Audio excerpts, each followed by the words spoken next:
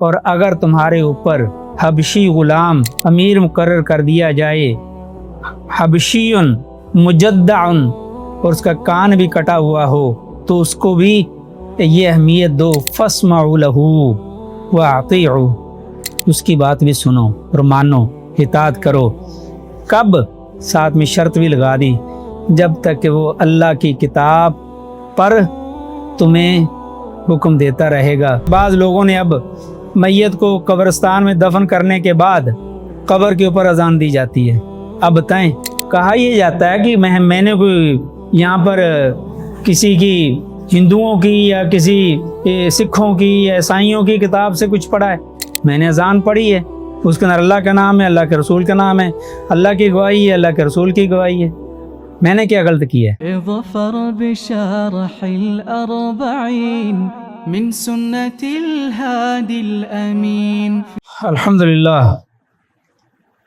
الحمد للہ رب العالمین والعاقبۃ للمتقین والصلاة والسلام علی رسولہ الکریم۔ رب اشرح لی صدری ویسر لی امری واحلل عقدۃ من لسانی یفقہوا قولی۔ اللہم صلی وسلم علی عبدک نبیک حبیبک محمد وعلی آلہ واصحابہ ومن تبعہم بإحسان الی یوم الدین۔ اما بعد، عن ابی نجیح بن العرباض بن ساریہ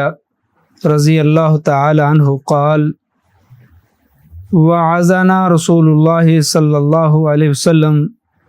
موعظۃ وجلت منها القلوب وذرفت منها العیون فقلنا یا رسول اللہ صلی اللہ علیہ وآلہ وسلم كأنها موعظۃ مودع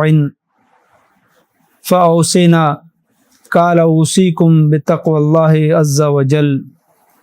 والسمع والطاعۃ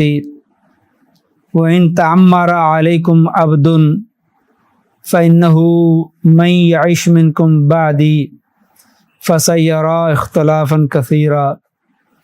فعلیکم بسنتی وسنة الخلفاء الراشدین المہدیین عضوا علیہا بالنواجذ وَإِيَّاكُمْ مُحْدَثَاتِ الْأُمُورِ فَإِنَّ كُلَّ مُحْدَثَةٍ بِدْعَةٌ وَكُلَّ بِدْعَةٍ ضَلَالَةٌ اخرجہ ابو داؤد والترمذی وغیر ذلک حدیث صحیح۔ یہ حدیث مبارکہ 28 نمبر حدیث ہے۔ اس کا عنوان وصیت بھی بن سکتا ہے، سنت کی پیروی بھی بن سکتا ہے۔ نبی اکرم صلی اللہ علیہ وسلم کا ارشاد جو کہ ابو نجیح عرباض بن ساریہ رضی اللہ تعالیٰ عنہ روایت کر رہے ہیں اور فرما رہے ہیں کہ اللہ کے رسول صلی اللہ علیہ وسلم نے ہمیں وعظنا، ایک دن ہمیں وعظ و نصیحت کی، خطبہ دیا، خطبہ ارشاد فرمایا، موعظۃً، وصیت، نصیحت، وجلت منها القلوب، وجلت خوف زدہ ہو گئے، منہا اس وصیت سے، اس نصیحت سے، اس خطبے سے، اس ارشاد سے، قلوب، قلب کی جمع ہے دل، ہمارے دل دہل گئے، خوف زدہ ہو گئے۔ وَزَارَفَتْ مِنْهَا الْعُيُونَ، زارفت، آنسو بہ نکلے، آنسو جاری ہو گئے، منہا اس خطبے سے، اس واز سے، اس ارشاد سے، عیون، آنکھوں سے، عین کی جمع عیون ہے۔ فقلنا یا رسول اللہ، تو ہم نے عرض کیا ہے اللہ کے پیارے حبیب صلی اللہ علیہ وسلم، کأنہا موعظۃ مودع، کأنہا گویا کہ یہ وصیت، یہ نصیحت، یہ خطبہ، مودع، جدا ہونے والے کا ہے، بچھڑنے والے کا ہے. جیسے کہ آپ ہم سے جدا ہو رہے ہیں، آپ ہم سے بچھڑ رہے ہیں، آپ ہمیں چھوڑ کر جا رہے ہیں، شاید ہمیں یہ لگا. تو ہم نے کہا فَأَوْصِنَا، ہمیں اور وصیت کر دیجئے، ہمیں کوئی اور خطبہ ارشاد فرما دیجئے، ہمیں کوئی اور واعظ و نصیحت کر دیجئے، نصیحت کر دیجئے، ہماری رہنمائی کر دیجئے. تو اللہ کے رسول صلی اللہ علیہ وسلم سے جب انہوں نے وصیت طلب کی تو آپ نے کہا اوصیکم بتقوی اللہ عز وجل. اب ان کے کہنے پر آپ مزید انہیں وصیت کر رہے ہیں. تو سب سے بڑی اور سب سے پہلی جو آپ ہمیشہ یہ وصیت کیا کرتے تھے، ہر خطبے میں یہ وصیت کرتے تھے کہ میں تمہیں اللہ سے ڈرنے کی، تقوی کی وصیت کرتا ہوں، کہ ہمیشہ اپنے دل میں تقوی، ڈر، خوف، پرہیزگاری، اللہ کی خشیت، اللہ کا خوف اپنے دل میں بٹھائے رکھنا، میں تمہیں یہ وصیت کرتا ہوں. اور تقوی کی وصیت کرنے کے بعد اگلی جو بات کی کہ جو بہت اہم ہے، وَالسَّمْعِ وَالطَّاعَةِ، سننے کی اور ماننے کی میں تمہیں وصیت کرتا ہوں، کہ بات کو سننا اور اس پر عمل کرنا، اطاعت کرنا. کس کی اطاعت کرنا؟ اللہ اور اس کے رسول کی اطاعت تو ہے، اللہ کے رسول موجود تھے، ان کی بھی اطاعت، ان کی بات سننا غور و فکر سے، توجہ سے، اور پھر اس پر عمل کرنا، اطاعت کرنا. اس کے بعد آپ اگر دنیا سے چلے جائیں گے تو پھر جو امراء آئیں گے، جو حکام آئیں گے، جو کسی بھی مرحلے میں آپ کا امیر بنایا جائے گا، اس کے بارے میں آپ کہہ رہے ہیں کہ اس کی بات سننا اور ماننا. کیونکہ اگلی جو آپ کی وصیت ہے وہ یہ ہے وَإِن تَأَمَّرَ عَلَيْكُمْ عَبْدٌ، اگر حکمران بنا دیا جائے علیکم، تمہارے اوپر، عبدن، ایک غلام. اگر غلام باصلاحیت ہے اور وہ کسی بھی طرح، اگر اس کو کسی نے آپ پر، کسی جماعت پر، ملک پر، اگر وہ جماعت سے مراد یہاں ہے مسلمانوں کی یہ گروہی، یہ حزب نہیں، چھوٹی چھوٹی جماعتیں نہیں، یعنی اگر وہ مدینے کا، شہر کا، مدینہ عربی میں شہر کو کہتے ہیں، شہر کا اگر کوئی حکمران بن جاتا ہے، وزیر بن جاتا ہے، آپ کا امیر بن جاتا ہے، آپ کا مسئول بنا دیا جاتا ہے، تو کیا کرنا ہے؟ آپ نے اس کی بات سننی ہے اور اس کی بات ماننی ہے اور اس کی اطاعت کرنی ہے. دو چیزیں. تیسری چیز جو آپ نے ان کو وصیت کی، اور وصیت ظاہر سی بات ہے کہ بہت اہم چیز ہوتی ہے، کہ جو کوئی جانے والا وصیت کر کے جاتا ہے تو اس کی بڑی ایک اہمیت ہے جو ہم پہلے بھی بار بار بیان کر چکے ہیں. اور اگلی وصیت بھی ہے اور پیشین گوئی بھی ہے. فَإِنَّهُ مَن يَعِشْ مِنْكُمْ، تم میں سے جو کوئی زندگی گزارے گا میرے بعد، فَسَيَرَىٰ اخْتِلَافًا كَثِيرًا، تو بہت سے اختلافات کا اس کا سامنا کرنا پڑے گا. اس کو اختلافات پیدا ہوں گے، اختلافات آئیں گے. تو اختلافات میں کیا کرنا ہے یہ بھی آپ نے وضاحت کر دی. ایک تقوی کی وصیت کی، اس کے بعد امیر کی اطاعت کی وصیت کی، تیسری یہ وصیت کی کہ اختلافات کی صورت میں کیا کرنا ہے، علیکم بسنتی، تمہارے اوپر لازم ہے، علیکم واجب ہے، لازم ہے، ضروری ہے، سنتی، میری سنت، میرا طریقہ، میری احادیث، میری تعلیمات، میرے فرامین، علیکم بسنتی، تمہارے اوپر میری سنت پر عمل کرنا لازم ہے. سنت الخلفاء الراشدین المہدیین، اور خلفاء جو میرے بعد میرے خلیفے آئیں گے، راشدین ہدایت والے، مہدیین راشدین سیدھے رستے والے، مہدیین ہدایت یافتہ، تو ان خلفاء کا طریقہ، ان کی سنت، ان کی بات، اس کو عملی جامہ پہنانا، اس پر اطاعت کرنا، اس کو ماننا، یہ ضروری ہوگا۔ عضو علیہا بالنواجس، عضو، عد کا معنی ہے تمسکو، مضبوطی سے پکڑنا، اس سنت کو، بالنواجز استعارہ استعمال ہو رہا ہے، کنایا استعمال کیا جا رہا ہے۔ نواجز کہتے ہیں جو اگلی داڑیں ہوتی ہیں، دانت نہیں، داڑیں، یعنی جب آدمی کسی چیز کو مضبوطی سے پکڑنا چاہتا ہے تو دانتوں سے نہیں پکڑتا، اس کو اندر سے داڑوں کے نیچے دباتا ہے تو وہ مضبوطی سے پکڑا جاتا ہے۔ تو یہاں مطلب ہے کہ مضبوطی کے ساتھ سنت پر عمل کرنا ہے، میری اور میرے صحابہ کی۔ وَإِيَّاكُمْ، اور تم نے بچنا ہے، محدثات الامور، محدثات ایجاد کردہ، نئے گھڑے ہوئے، نئے بنائے ہوئے امور، کام ایجاد کردہ، بنائے، بناوٹی، گھڑے ہوئے، جن کے دین کے اندر اصل نہیں ہے، ان سے اپنے آپ کو بچا کے رکھنا، ان سے بچنا، بدعات ایجاد نہیں کرنا، اگر کوئی ایجاد کر بھی دے تو اس سے بچنا ہے، اس پر عمل نہیں کرنا۔ کیوں؟ فَإِنَّ كُلَّ مُحْدَثَةٍ بِدْعَةٍ، دین کے اندر دنیاوی بات نہیں ہو رہی، یہ دین کی بات ہو رہی ہے، دین کے اندر وہ وصیت کر رہے ہیں، دین کے معاملات میں، دین کے امور میں، دنیا داری کی بات نہیں ہو رہی یہاں پر۔ تو دین میں ایجاد کردہ چیزیں، نئی چیزیں، گھڑی ہوئی چیزیں، وہ ان سے بچنا ہے، کیونکہ ہر نئی چیز بدعت ہے۔ دین کے اندر گھڑی ہوئی چیز، بنائی ہوئی چیز، ایجاد کی ہوئی چیز بدعت ہے۔ وَكُلَّ بِدْعَةٍ ضَلَالَةٍ، اور ہر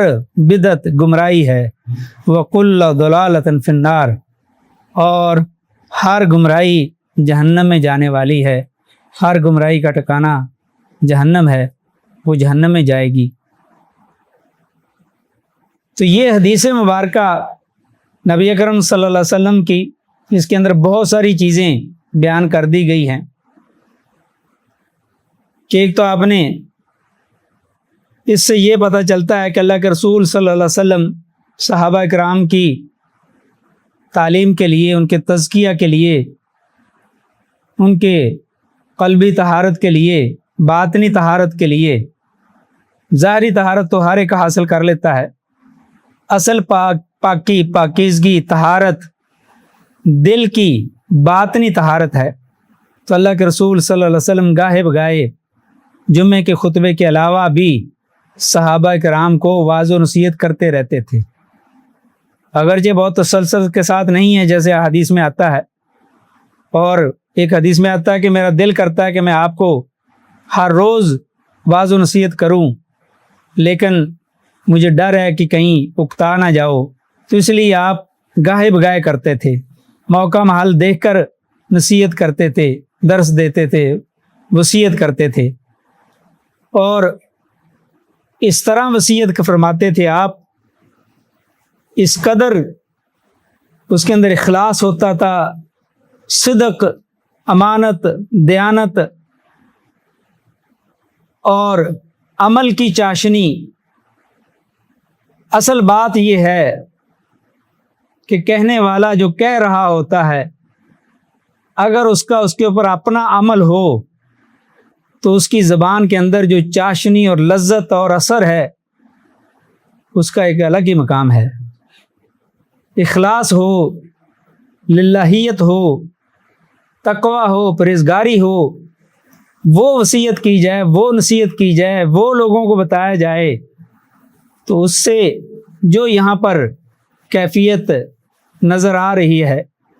کہ وجلت منہ القلوب، کہ دل دہل جاتے تھے، ڈر جاتے تھے، اور جب دل ڈرتا ہے تو اس کے اثرات چہرے پر، اعضاء بدن پر، آنکھوں پر بھی اس کا اظہار نمودار ہوتا ہے، اظہار ہوتا ہے کہ جب وہ نصیحت ایسی ہو، وصیت ایسی ہو، تو اس سے اثر لیے بغیر نہیں رہا جا سکتا۔ آنکھیں زاروں قطار رونے لگ جاتی ہیں.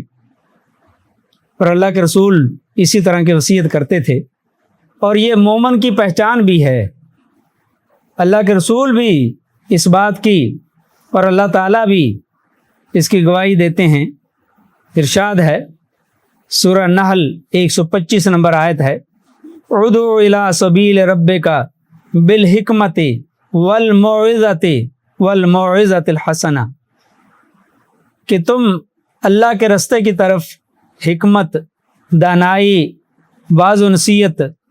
بھلائی کی بات کرتے رہا کرو. اسی لیے اللہ کے رسول صلی اللہ علیہ وسلم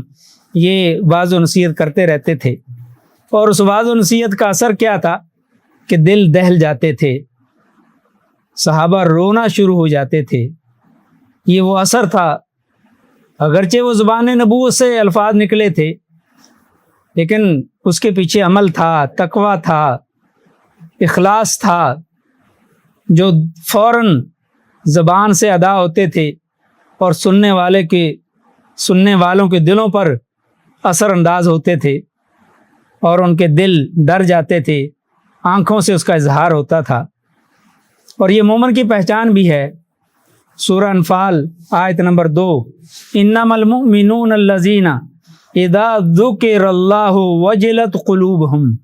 واذا تلیت علیہم آیاتہ زادتہم ایمانا وعلی ربہم یتوکلون. انما المؤمنون الذین، ایمان والوں کی نشانی تو یہ ہے جب ان کے سامنے اللہ کا ذکر کیا جاتا ہے، اللہ کی آیات پڑھی جاتی ہیں، اللہ کے رسول صلی اللہ علیہ وسلم کی تعلیمات دی جاتی ہیں، احادیث سنائی جاتی ہیں، اذا ذکر اللہ وجلت قلوبہم، تو ان کے دل دہل جاتے ہیں، کانپ جاتے ہیں، کانپ اٹھتے ہیں. اور اس کا اثر کیا ہوتا ہے؟ آنکھوں سے آنسو جاری ہو جاتے ہیں. وَإِذَا تُلِيَتْ عَلَيْهِمْ آيَاتُهُ زَادَتْهُمْ ایمانا، جب ان کے اوپر اللہ کی نشانیاں، آیات، قرآن، احادیث پڑھی جاتی ہیں تو ان کا ایمان زیادہ ہو جاتا ہے اور ان کا اپنے رب پر بھروسہ، توکل، اعتماد بڑھ جاتا ہے. تو اللہ کے رسول نے جب انہیں وصیت کی تو یہ کیفیت صحابہ کرام کے ایمان پر دلالت کرتی ہے. قرآن اس کی گواہی دیتا ہے کہ یہ مومن کی نشانی ہے. ایماندار انسان کی یہ علامت ہے، اس کی یہ پہچان ہے کہ وہ واعظ و نصیحت سن کر اس میں سے کیڑے نہیں نکالتا، بال کی کھال نہیں اتارتا جیسے آج ہمارا ایک رویہ ہے. ہم کہیں درس سننے چلے جائیں یا سننا پڑ جائے، یا جیسے جمعہ ہم مجبوراً سنتے ہیں، تو وہ اس جمعے سے، اس درس سے، اس نصیحت سے، اس وصیت سے، اس درس سے ہم سبق لینے کی نیت سے نہیں بیٹھتے. ہم وہاں پر غلطیاں، خامیاں تلاش کرنے کے لیے بیٹھتے ہیں. پورے ایک آدھے گھنٹے، پون گھنٹے کے خطبے میں، تقریر میں، واعظ میں، نصیحت میں ہم بیٹھے یہ ڈھونڈ رہے ہوتے ہیں کہ خطیب صاحب سے کسی جگہ پر کوئی جھول ہو، کوئی کہیں ایک نقطے کی، زبر کی، زیر کی، کہیں بھی کوئی غلطی ہو، سہو ہو، بس اسی کو پکڑ کر وہی ہمارا جمعہ ہوتا ہے، وہی ہمارا درس ہوتا ہے. ہاں، یہ الگ بات ہے، حقیقت بیان کرنی چاہیے. عام طور پر یہ لوگ بات نہیں بیان کرتے. سننے والوں کا ادھر یہ حال ہے تو ادھر بیان کرنے والوں کا حال بھی کوئی اتنا اچھا نہیں ہے، بہت پتلا ہے. ان کا اپنے اعمال، اپنی روزمرہ زندگی، معاملات، لین دین، ان کا کھانا پینا، ان کی دین پر عمل پیرا ہونا، اس پر بھی سوالات اٹھتے ہیں. لیکن بہرحال اس میں کہنے والا جیسا بھی ہو، سننے والے کو تو کم از کم اس سے نصیحت حاصل کرنی چاہیے، اپنا فائدہ اٹھانا چاہیے. اس کو تو اپنی آخرت بہتر بنانی چاہیے. وہ کہنے والا جو بھی کر رہا ہے، ہو سکتا ہے کہ اس کے اور نیکیاں بہت ساری ہوں، کسی ایک میں کمی ہے تو کسی دوسرے میں اس کے بعد نیکیوں کا انبار ہوں. تو بہرحال دونوں چیزوں کو میں نے بیان کر دیا ہے. تو اللہ کے رسول صلی اللہ علیہ وسلم جب یہ واعظ و نصیحت کرتے تھے تو صحابہ کرام کے دل دہل جاتے تھے، اور یہ مومنوں کی علامت بھی ہے۔ آگے پھر اللہ کے رسول صلی اللہ علیہ وسلم فرماتے ہیں کہ دوسری وصیت آپ نے یہ کی کہ تقوی اختیار کرو، اور تقوی ہر چیز کا اصل ہے، اساس ہے۔ پھر آپ نے یہ کہا کہ اگر تمہارے اوپر کوئی حبشی غلام، اب حبشی غلام کی کوئی انسلٹ نہیں کی جا رہی، تنقیص نہیں کی جا رہی، مثال دے کر سمجھانا چاہتے ہیں کہ عام طور پر ایک حبشہ کا آدمی کالا کلوٹا، بڑے بڑے ہونٹ، پھینی ناک، اور اس کو لوگ اچھی نظر سے اگر نہ بھی دیکھیں، اگر وہ امیر مقرر کر دیا جائے، اگر وہ حکمران بن جائے، اگر وہ گورنر بنا دیا جائے، اگر اس کے اوپر کوئی مصولیت دے دی جائے تو کیا کیا جائے؟ یہ حدیث بھی ہمیں بتا رہی ہے کہ آپ نے اس کی بھی اطاعت کرنے کا حکم دیا ہے۔ دیگر احادیث بھی ہیں جس کے اندر یہ وضاحت ہے کہ اللہ کے رسول صلی اللہ علیہ وسلم ارشاد فرما رہے ہیں، یا ایھا الناس اتقوا اللہ وَإِنْ أُمِّرَ عَلَيْكُمْ عَبْدٌ حَبْشِيٌّ مُجَدَّعٌ فَاسْمَعُوا لَهُ وَأَطِيعُوا مَا قَامَ لَكُمْ کتاب اللہ۔ مسلم احمد کی روایت ہے۔ یہاں بھی اللہ کے رسول صلی اللہ علیہ وسلم تمام لوگوں کو مخاطب کر کے کہتے ہیں کہ اللہ سے ڈرو، اور اگر تمہارے اوپر حبشی غلام امیر مقرر کر دیا جائے، حبشی مجدع، اور اس کا کان بھی کٹا ہوا ہو، تو اس کو بھی یہ اہمیت دو، فاسمعوا لہ واطیعوا، اس کی بات بھی سنو اور مانو، اطاعت کرو۔ کب؟ ساتھ میں شرط بھی لگا دی، جب تک کہ وہ اللہ کی کتاب پر تمہیں حکم دیتا رہے گا، کیونکہ لا طاعت لمخلوق فی معصیت الخالق۔ اگر کوئی حکمران اللہ اور اس کے رسول کی مخالفت کرتے ہوئے کو بات کرتا ہے تو پھر اس مخلوق کی اطاعت نہیں ہے، اطاعت تو اللہ کی اور اللہ کے رسول کی ہے۔ اس لیے اس وقت اس کی اطاعت ضروری نہیں ہوگی، اطاعت اسی وقت ہوگی جب وہ ہمیں اللہ کی اور اللہ کے رسول کی بات بتائے گا۔ اگر اس کی وہ مخالفت کرے گا تو پھر اس کی اطاعت کرنی ہمارے اوپر کوئی ضروری نہیں۔ اس کے بعد آپ نے ایک پیشین گوئی کی، اور آپ کی جو بھی پیشین گوئی کی تھی آپ نے، یہ آپ کا معجزہ تھا کہ وہ پوری ہوئی ہیں۔ تو آپ کے جانے کے بعد اس وقت سے لے کر آج تک امت میں اختلافات ہیں، مگر آپ نے حل بھی بتا دیا ہے کہ میرے جانے کے بعد امت میں اختلافات پیدا ہوں گے، تو اختلافات کو ختم کیسے کرنا ہے، حل اس کا کیا ہے؟ اس وقت میری سنت کو تھامنا ہے، اور میرے خلفۂ راشدین مہدیین کی سنت کو تھامنا ہے۔ خلفۂ راشدین سے مراد کیا ہیں؟ خلفۂ راشدین سے مراد چاروں خلفاء ہیں، سیدنا عمر فاروق، سیدنا عثمان غنی، سیدنا علی مرتضیٰ، اور سب سے پہلے سیدنا ابوبکر صدیق رضی اللہ تعالی عنہ۔ یہ چاروں خلفاء ہیں۔ احادیث کے اندر، دیگر احادیث کے اندر بھی یہ وضاحت آئی ہے، خلفاء راشدین اور مہدیین سے مراد چاروں خلفاء ہیں، سیدنا ابوبکر صدیق سے لے کر سیدنا علی مرتضیٰ رضی اللہ تعالی عنہ تک ہے۔ اب یہاں پر بھی ایک وضاحت کرنی ضروری ہے کہ بعض لوگ یہ سمجھتے ہیں کہ ہم اپنی مرضی کے مطابق یا اپنے جو رائے ہے یا ہمارا کوئی خاص مکتبہ فکر ہے، وہ اس کی تائید میں اگر کسی صحابی کا، کسی بھی صحابی کا، یا خاص طور پر خلفاء راشدین میں سے کسی کا کوئی قول یا فعل مل جاتا ہے، تو ہم جو صحیح حدیث ہے اس کو چھوڑ دیتے ہیں، اور اس قول اور فعل جو خلفاء راشدین میں سے ہے اس کو اپنا لیتے ہیں۔ اب اس کا مطلب یہ نہیں ہے کہ آپ سنت کو چھوڑیں۔ یہاں دیکھیں کہ پہلے آپ نے یہ کہا ہے علیکم بسنتی، تمہارے اوپر میری سنت پر عمل کرنا لازم ہے پہلے۔ تو اس کا مطلب پہلے قرآن حدیث ان دونوں میں سے دیکھا جائے گا کہ یہ مسئلہ ہمیں قرآن حدیث سے واضح طور پر صحیح حدیث میں ملتا ہے یا نہیں ملتا۔ اگر ملتا ہے تو ہم سب سے پہلے اس پر عمل کریں گے، نہ کہ ہم وہاں پر صحیح حدیث کو چھوڑ کر ہم کہیں یہ ہمارے پاس سیدنا عمر فاروق کا قول ہے، سیدنا ابو بکر کا قول ہے، سیدنا علی رضی اللہ تعالیٰ عنہ کی کوئی حدیث ہے، تو اللہ کے رسول نے فرمایا کہ وہ سنت الخلفاء راشدین المہدیین۔ حالانکہ یہ غلط سمجھا جا رہا ہے، ترتیب سے چلے نا، پہلے اللہ کے رسول کی سنت ہے، اس کے بعد پھر خلفاء راشدین کی سنت ہے۔ اگر کوئی مسئلہ اللہ کے رسول صلی اللہ علیہ وسلم نے بتایا لیکن سمجھ نہیں آ سکا کسی کو، صحابہ کرام میں سے کسی نے سمجھا اور خاص طور خلفاء راشدین نے سمجھا، تو ہم ان کے فہم کو لیں گے، ان کی سمجھ کو لیں گے، ان کے عمل کو لیں گے، ان کے قول کو لیں گے، نہ کہ ہم اللہ کے رسول کی حدیث کی مخالفت کریں گے۔ تو یہ بات سمجھنے والی ہے کہ ترتیب سے چلیں گے۔ اب اس میں ہم خلفاء راشدین کی مخالفت بھی نہیں کر رہے تو اللہ کے رسول کی بھی نہیں کر رہے، لیکن اگر کہیں ایسا ہو رہا ہو کہ اللہ کے رسول کی مخالفت ہو رہی ہے اور خلفاء راشدین میں سے کسی کی بات کو مانا جا رہا ہے، تو خلفاء راشدین انسان تھے، معصوم نہیں تھے، وہ ان سے غلطی سرزد ہونا ممکن ہے،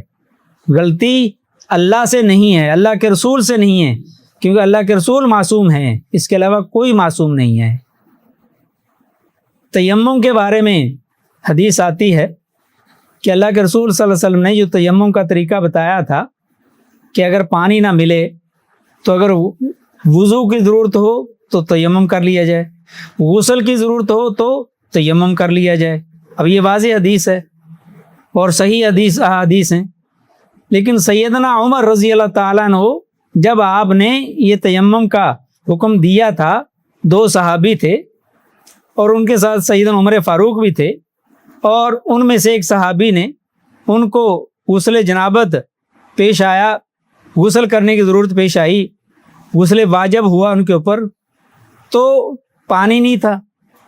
اب انہوں نے یہ سوچا کہ وضو کرنا ہو تو ہم ہاتھ اور منہ، پہلے ہم منہ کو، ہاتھوں کو مٹی لگا کر منہ پر ایک دفعہ پھیرتے ہیں، پھر ہاتھوں پر پھیرتے ہیں، یہ تو ہے وضو۔ اب غسل کی ضرورت پیش آنی ہے تو انہوں نے کیا کیا، اپنے کپڑے اتارے اور انڈر ویئر ٹائپ کی جو چیز تھی اس کو رہنے دیا اور پورے بدن کو مٹی میں لت پت کر لیا، اور انہوں نے سمجھا کہ یہ تیمم ہے غسل کے قائم کام، تو یہ غسل ہے۔ پھر اللہ کے رسول کے پاس آ کر سیدنا عمر فاروق بھی موجود تھے، وہ صحابی بھی موجود تھے، عمار بن یاسر، تو انہوں نے آ کر اللہ کے رسول سے مسئلہ پوچھا تو آپ نے کہا نہیں، آپ کے لیے وہی تیمم جو وضو کے لیے ہے وہی تیمم غسل کے لیے ہے، ایک ہی طریقہ ہے۔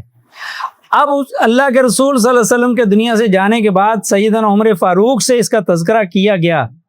تو ان کو واقعہ یاد ہی نہیں ہے، بار بار ان کو یاد کروایا گیا لیکن ان کو واقعہ یاد ہی نہیں ہے، وہ جھڑک دیتے ہیں، وہ چپ کرا دیتے ہیں۔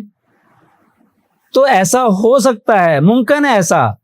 کہ ایک صحابی کو ایک بات یاد نہ رہی ہو، بھول گئے ہوں، اور یہ نہیں ممکن کہ کوئی صحابی اللہ کے رسول کی مخالفت کرے جان بوجھ کر، اسی صورت میں کہ ان کو وہ چیز یاد نہیں رہی، وہ حدیث ان تک پہنچی نہیں، اس لیے وہ اس طرح کی کوئی بات کہہ رہے ہیں یا فتویٰ دے رہے ہیں،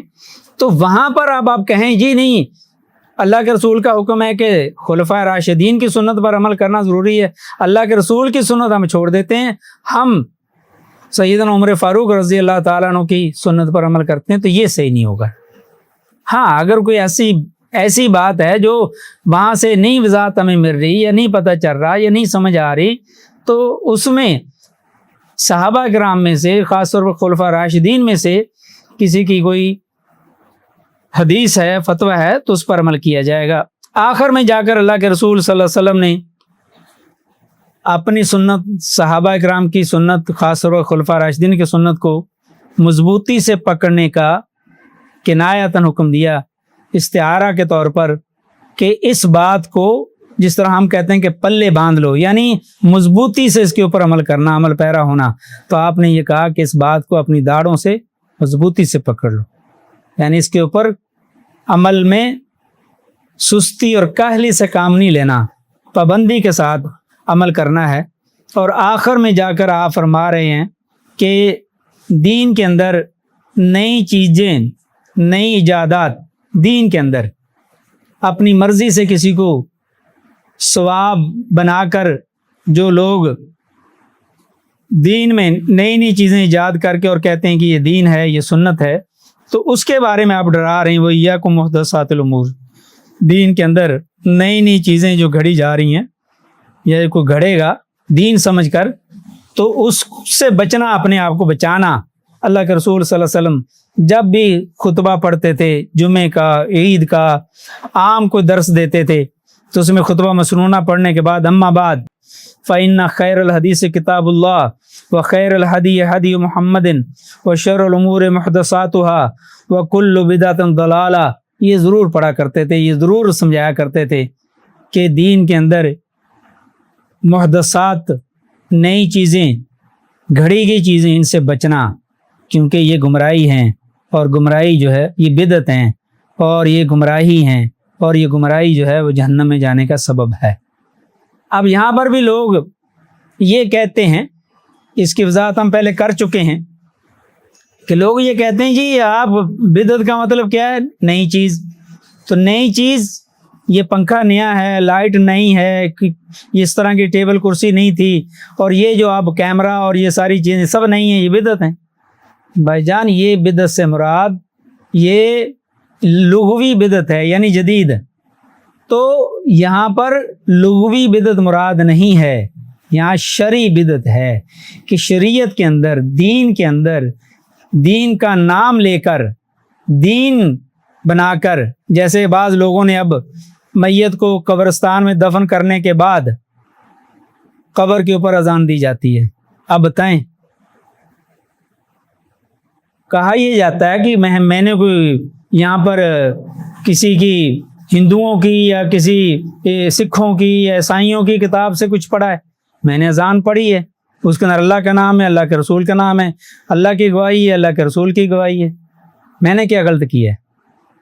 تو یہی تو وہ بات ہے کہ یہ غلط کیا ہے۔ غلط جب اللہ کے رسول سے ثابت نہیں ہے تو یہی غلطی ہے، یہی بدعت ہے۔ اس کو ثواب سمجھ کر اذان دینا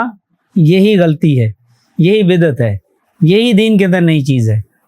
اسی سے منع کیا گیا، اس سے بچو۔ یہ کرنا بدعت ہے، اور بدعت جو ہے وہ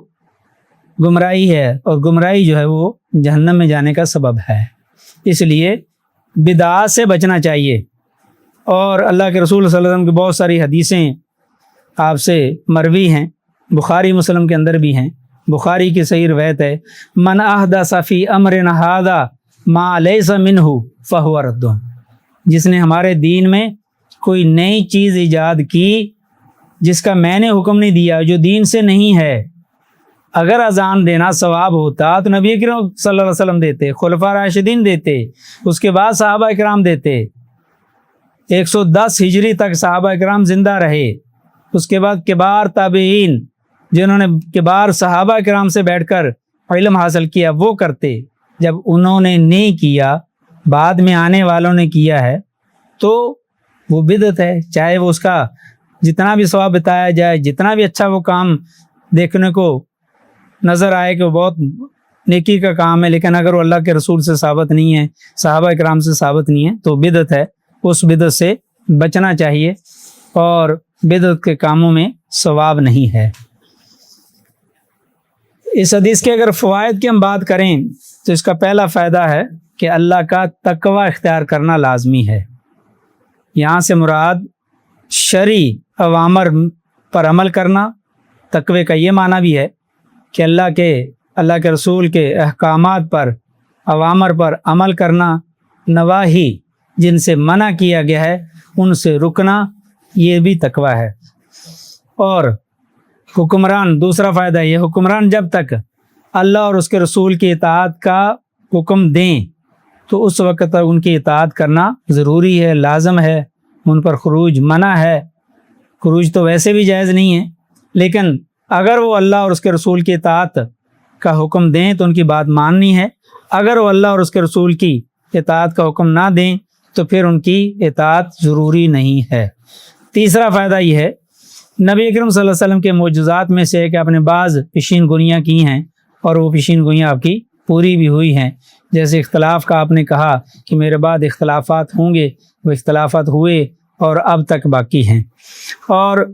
چوتھا فائدہ یہ ہے کہ خلفاء راشدین سے مراد سیدنا ابوبکر صدیق، سیدنا عمر فاروق، سیدنا عثمان غنی، سیدنا علی مرتضیٰ رضوان اللہ علیہم اجمعین، یہ چاروں خلفاء راشدین ہیں اور مہدیین ہیں، جو اس حدیث سے بھی ثابت ہے، دیگر حدیثوں سے بھی ثابت ہے۔ اور پانچواں فائدہ اس کا یہ ہے کہ یہاں پر بدعت کی مذمت کی گئی ہے، بدعت جس کی شرعی دلیل نہیں ہے، معلم یکم علیہ دلیل شرعی، شریعت میں اس کی کوئی دلیل نہیں ملتی۔ اب یہاں پر میں ایک بات کی وضاحت کر دوں کہ کچھ لوگ سیدنا عمر رضی اللہ تعالیٰ عنہ کی تراویحوں والی جو بات ہے اس کو کہتے ہیں، دیکھیں نا جی، یہ بدعت سیاح بدعت حسنہ کا نام دیتے ہیں، کوئی سیاح کا نام دیتے ہیں کہ جی یہ دیکھیں اللہ کے رسول صلی اللہ علیہ وسلم نے تو تراویحیں نہیں پڑھائی تھیں باقاعدہ جماعت کے طور پر 30 دن، تو حضرت عمر رضی اللہ تعالیٰ عنہ نے تراویحوں کو حکم دیا اور اس کے لیے امام مقرر کیے اور پورا مہینہ تراویحیں پڑھانے کا حکم دیا، تو اس لیے اللہ کے رسول کی سنت تو 2-3 دن کی ہے، نبی اکرم کی سنت 2-3 دن کی ہے، سیدنا عمر فاروق سے ثابت ہے۔ تو ان سے پوچھا جائے اللہ کے بندو کہ اس میں اصل موجود ہے، اصل کیا ہے کہ تراویح کی جماعت کروانا، اللہ کے رسول سے ایک دفعہ کوئی چیز ثابت ہو جائے تو وہ سنت ہے، وہ واجب اتباع ہے، ہمارے اوپر لازم ہے، وہ ہم کر سکتے ہیں اس پر عمل۔ تو یہاں تو اللہ کے رسول صلی اللہ علیہ وسلم نے 3 دن پڑھائی، اور چھوڑنے کی علت کیا ہے کہ میں نے اس لیے زیادہ دن نہیں پڑھائی کہ کہیں اللہ تعالیٰ تمہارے اوپر فرض نہ کر دے، اور اگر ہر روز تراویح پڑھنی تمہارے اوپر فرض ہوگی تو تمہارے لیے مشکل ہو جائے گی۔ اب چونکہ اللہ کے رسول دنیا سے جا چکے ہیں اور اب شریعت بدلنی نہیں ہے، اس میں حکم چینج نہیں ہونا، اب انہوں نے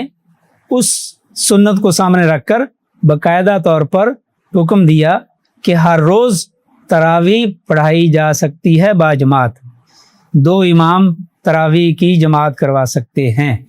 تو یہ ہے صحیح طریقہ صحابہ کرام کی سنت پر عمل کرنے کا۔ اللہ سے دعا ہے کہ اللہ تعالی ہمیں صحیح معنوں میں صحیح قرآن و سنت کی تعلیمات پر اللہ ہمیں عمل پیرا ہونے کی توفیق عطا فرمائے۔ وآخر دعوانا الحمدللہ رب العالمین۔ قال اللہ قال رسولہ قال الصحابة هم أولو العرفان ما الدين نصبك للخلاف سفاهة بين الرسول وبين قول فلان